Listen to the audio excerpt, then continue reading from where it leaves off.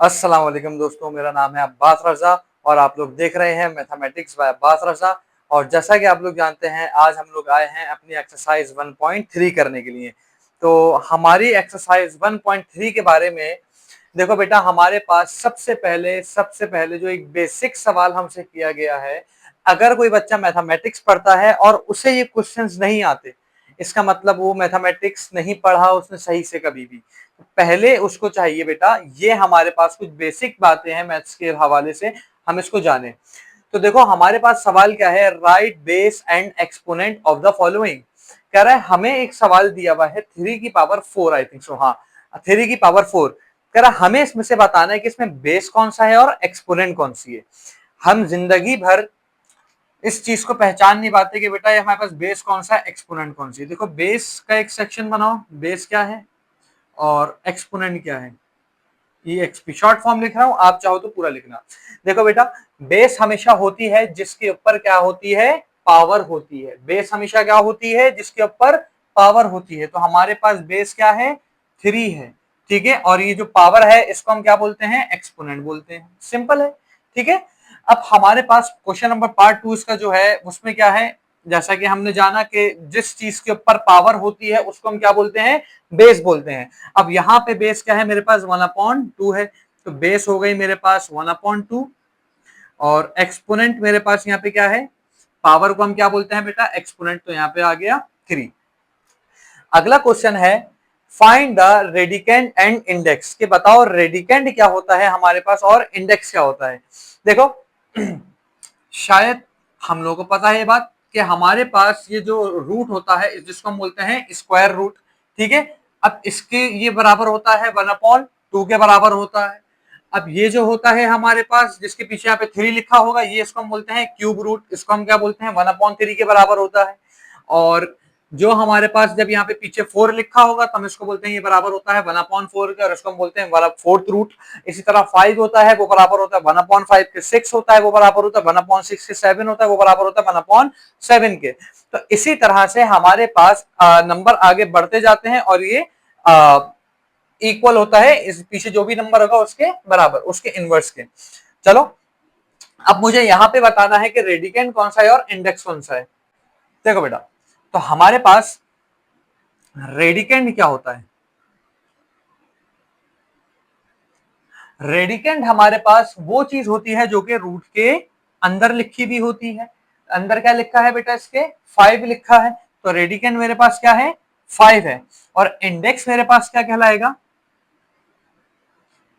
जो रूट के पीछे लिखा हुआ है। यहाँ पे क्या लिखा है बेटा, 3 लिखा हुआ है। तो ये मेरे पास क्या, 3 क्या है, इसका इंडेक्स है।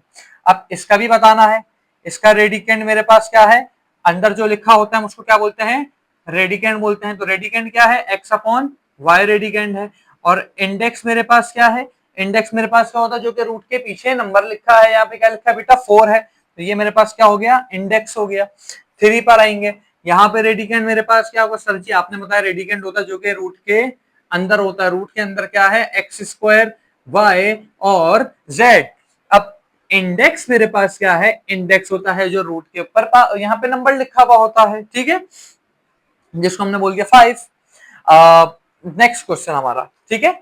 बस इसमें बेटा देखो इतनी सी बात है, ये इतनी इतनी सी बातें हमें पता नहीं होती। मैंने अक्सर ऐसे बच्चों को देखा है जो सेकंड ईयर तक आ गए हैं, लेकिन जब उन्हें कहा जाए कि क्लास 8 के बच्चों को मैथ्स पढ़ा दो या 8 की बुक खोल के जरा मुझे इसमें से ये बताओ रेडिकेंड क्या है, इंडेक्स है, तो उन्हें लिटरली वो चीजें नहीं पता।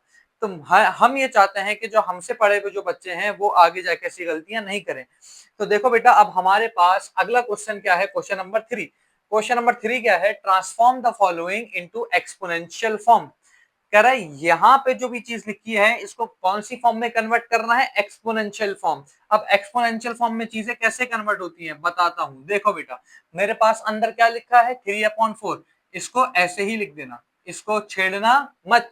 ठीक है, यहाँ पे इसके ऊपर क्या लगा है, स्क्वायर रूट। स्क्वायर रूट किसके बराबर होता है, 1/2 के बराबर होता है। तो स्क्वायर रूट लगाने के बजाय हमने क्या लिख दिया, 1/2। क्योंकि हमने पढ़ा है स्क्वायर रूट बराबर होता है, इक्वल टू का साइन लगता ही उसी जगह है जिसका मतलब होता है बराबर।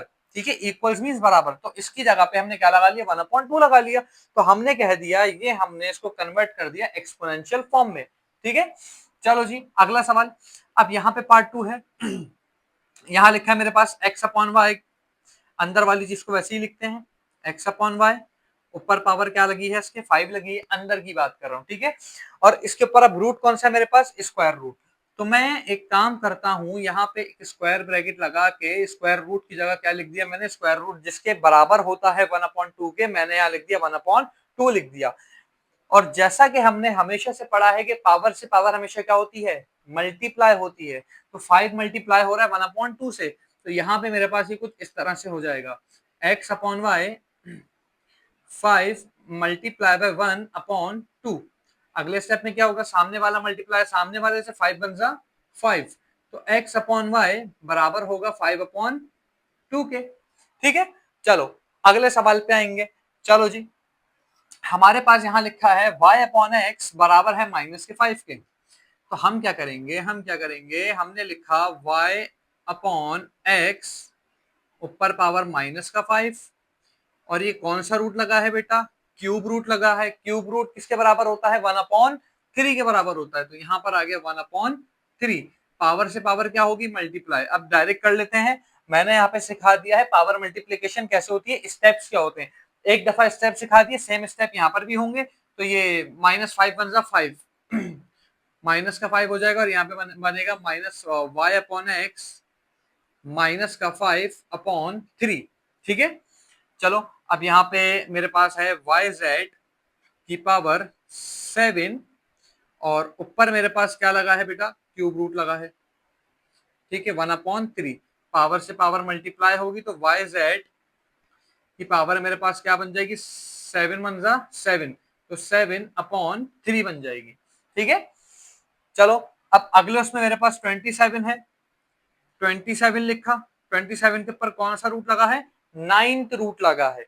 हमने क्या पढ़ा था, हमने पढ़ा था कि ये बराबर होता है स्क्वायर रूट 1/2 के, क्यूब रूट 1/3 के, जब पावर पीछे 4 हो तो 1/4, जब 5 हो पीछे तो 1/5, जब 6 हो तो 1/6। इसी तरह यहाँ पे 9 है तो 1/9 के बराबर होगा। ठीक है, तो यहाँ पे आ गया 1/9 आ गया। चलो अब अगला मेरे पास क्या है, -64। तो यहाँ आ गया -64, ऊपर आया स्क्वायर, और यहाँ पर लगा है मेरे पास क्यूब रूट। तो क्यूब रूट बराबर होता है 1/3 के। ठीक है, तो ये 2 1 जा 2, मेरे पास हो जाएगा -64, और ये हो गया 2 1 जा 2, 2/3 के। ठीक है भैया, चलो अब यहाँ पे आएंगे हम, ये मेरे पास हो जाएगा 1/2 की पावर m, और ऊपर लगा है इसके क्यूब रूट, तो m 1 सा m, ये बराबर हो जाएगा 1/2 m/3। ठीक है, अब इस पर आएंगे बेटा। इसी तरह से बेटा अगर आपके पास पेपर में कोई भी सवाल आ जाए, एमसीक्यू में आए या चाहे फिर सब्जेक्टिव में आए, तो आपको ऐसे सवालों को करने में कोई भी मुश्किलात पेश नहीं आनी चाहिए। चलो देखो, अब यहाँ पे मेरे पास लिखा है xy की पावर 3, ऊपर क्या लगा है मेरे पास, √5, इसका मतलब है 1/5, पावर से पावर मल्टीप्लाई हो गई, तो ये मेरे पास बन गया xy, और ऊपर क्या आएगा, 3/5 आ गया। सारा सब कुछ आसान लगेगा, अगर यहाँ पे आगे आपको क्या लगेगा, थोड़ा सा कॉम्प्लिकेटेड लगेगा, लेकिन ये भी बहुत आसान है अगर समझ लो, अगर आप सिर्फ कॉन्सेप्ट के पीछे भागे। कॉन्सेप्ट हमने क्या लिया कि अगर जो स्क्वायर रूट है, स्क्वायर रूट की जगह क्या लिख देंगे, वो किसके इक्वल है, वो हर चीज हम यहाँ पे लिख देंगे। तो इसी तरह से हम अगर अपने पुराने कॉन्सेप्ट के मुताबिक इस सवाल को करने चलेंगे तो ये सवाल बहुत आसान है। तो चलो बेटा अब इस सवाल को करते हैं। चलो भाई देखो, मेरे पास क्या लिखा है, 4/3 पे स्क्वायर रूट, और उसके ऊपर एक और स्क्वायर रूट।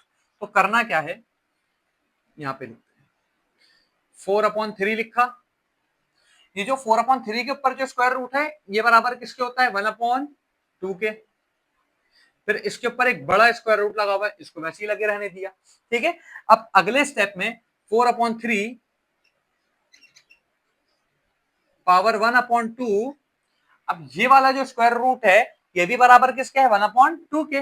तो एक ब्रैकेट लगा के हमने बता दिया ये भी बराबर है भाई 1/2 के। अब पावर से पावर क्या होती है, मल्टीप्लाई होती है, तो सिंपल हम इसको क्या करवा देंगे, मल्टीप्लाई करवा देंगे। जगह कम है, हम यहाँ पे इरेज करते हैं, उसके बाद आगे बढ़ते हैं। हाँ तो भाई चलो देखो, यहाँ पे आया 4/3, पावर से पावर क्या होगी, मल्टीप्लाई 1/2 मल्टीप्लाई बाय 1/2, सामने वाला मल्टीप्लाई सामने वाले से, सामने वाला मल्टीप्लाई सामने वाले से, 1 1 जा 1 हो जाएगा, ठीक है, अपॉन और 2 2 जा 4 हो जाएगा। ये मेरे पास क्या हो गया, इसका आंसर हो गया। ठीक है, अब हमारे पास इस एक्सरसाइज को खत्म करने के लिए एक लास्ट क्वेश्चन बचा है, तो अपने उस लास्ट क्वेश्चन को करते हैं और फिर आगे बढ़ते हैं। अच्छा तो दोस्तों, अब हमारे पास क्वेश्चन नंबर 4 है। अब क्वेश्चन नंबर 4 में हमें क्या कह रहा है कि हमें इसको ट्रांसफॉर्म किस में करना है, रेडिकल फॉर्म में करना है।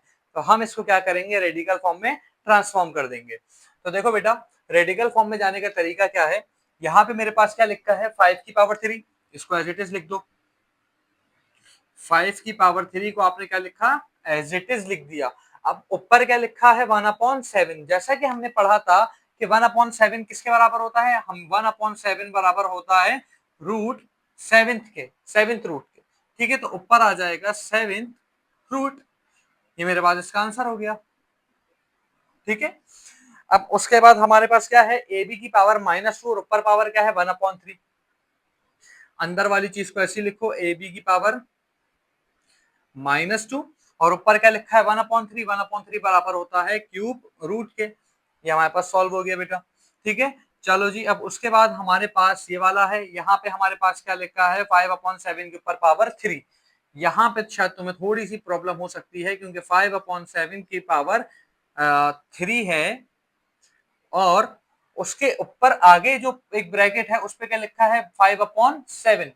तो एज वी नो दैट बेटा 5/7 कैसे बना है, 5/7 कैसे बना, ये उस वक्त बना है जब 5 मल्टीप्लाई बाय 1/7 हुआ, और 1/7 किसके बराबर होता है, 7th रूट के बराबर होता है। ठीक है, तो मैं क्या करूंगा 1/7 को अलग कर दूंगा और 5 को अलग कर दूंगा। पावर से पावर हमेशा क्या होती है, मल्टीप्लाई होती है। सो 3 मल्टीप्लाई बाय 5 और इस पूरे के ऊपर मेरे पास क्या बचा है 1/7 बचा है। ठीक है, 3 5 जा 15, 5/7 यहां हो जाएगा 15 और ऊपर क्या आ गया 7th रूट आ गया। ये मेरे पास इसका आंसर हो गया। ठीक है, अब इसकी बारी है। अब यहाँ पे लिखा है मेरे पास b/a, इसको एज इट इज लिखेंगे। अब इसकी पावर क्या लिखी है, माइनस का m है तो माइनस का m आ गया, और ऊपर क्या लिखा है 1/2, and as we know that 1/2 बराबर होता है स्क्वायर रूट के। चलो जी, अब ये वाली इसकी बात आती है। अब इसमें बच्चे क्या करते हैं, अंदर मल्टीप्लाई कर देंगे, ये कर देंगे। भाई इतना नहीं करना, हमें बोला है आपके पास सवाल गिवन है, इसको डायरेक्ट किस में कन्वर्ट करना है, हमें कन्वर्ट करना है रेडिकल फॉर्म में। तो डायरेक्ट बस इसको रेडिकल फॉर्म में कन्वर्ट करके इसका आंसर लिखना है। तो 11/13 और 12/13, तो ये 1/5, 1/5 बराबर होता है 5th रूट के। ये मेरे पास इसका क्या हो गया, आंसर हो गया। तो दोस्तों, इसी के साथ देखते देखते हमारी 1.3 भी कंप्लीट हो गई। अब इंशाल्लाह अब नेक्स्ट वीडियो में हम 1.4 की तरफ जाएंगे और 1.4 को भी अच्छे से देखेंगे, अच्छे से समझेंगे। और अगर आपका 1.3 में कोई भी डाउट है या इसमें आपको कोई भी सवाल समझ नहीं आया या कोई ऐसा सवाल है जो आपको समझ नहीं आता, तो आप हमें डायरेक्ट या तो हमारे नंबर पे, व्हाट्सएप नंबर पे हमें आपसे पूछ सकते हैं, या आप हमसे कमेंट सेक्शन में पूछ सकते हैं।